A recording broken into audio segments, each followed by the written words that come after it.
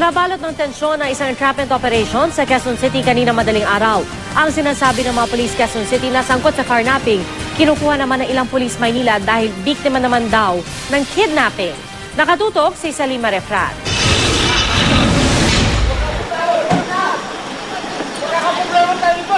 Tensyonadong tagpo dinatna ng GMA News sa QCPD Station 2 sa Barangay Masambong, Quezon City kanina madaling araw. Nagkakagirian kasi ang mga operatiba ng MPD City Hall Police Assistance o CHAPA at mga pulis Quezon City. Pulis tayo lahat pare-pareho rito. Respeto lang. Ang mga pulis Maynila, nais kunin si Randy Bautista na biktima umano ng kidnapping. Respeto lang. Sige, kunin mo. Wala na problema. Sige, kunin mo. Gusto lang namin, nakikita ng ano. Sige, kunin mo lang. Respeto lang. Kunin mo lang ha. Pero ang QCPD, nais i-detain ang nasabing lalaki na nahuli raw nila sa follow-up operation kaugnay ng kasong carnapping. Ang pinag-aawayang si Randy, mahigpit ang yakap sa asawang si Joanne. Ayaw niya kasing paiwan sa istasyon. Kwento ni Randy, dinampot siya ng mga pulis Quezon City sa isang mall sa Tayuman. Kinunan daw siya na mahigit 10,000 piso, cellphone at relo, bago sinaktan at tinangkap ang perahan ng kanyang pamilya ng 200,000 piso. Ako, kinuha po nila lahat.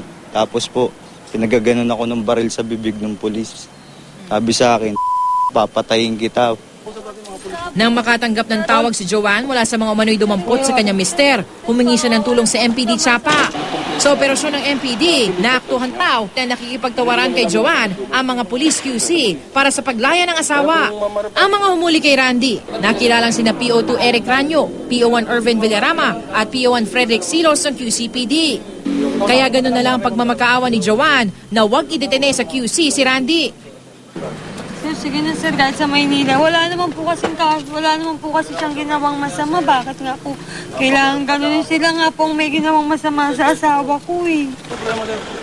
Pero ang QCPD Station 2, nanindigan sa kanila dapat i-turn over ang 3 nilang tauhan at si Randy. Matapos ang halos 1 oras na tensyon, nabigay na lang ang mga taga-MPD. Nangako naman ng QCPD Station ng matapat at patas sa investigasyon, maging sa kanilang mga tauhan na humuli kay Randy. Ang mangyayari doon, maaaring banggain namin yung mobile. O may mangyaring hindi maganda. Kaya medyo bumigay na kami. Kasi teritoryo nila yun. Wala naman tayong dapat na saluin dito na may kasalanan eh. Pero siyempre, imbestigahan muna natin. Salima Refrat, Nakatutok, 24 Oras.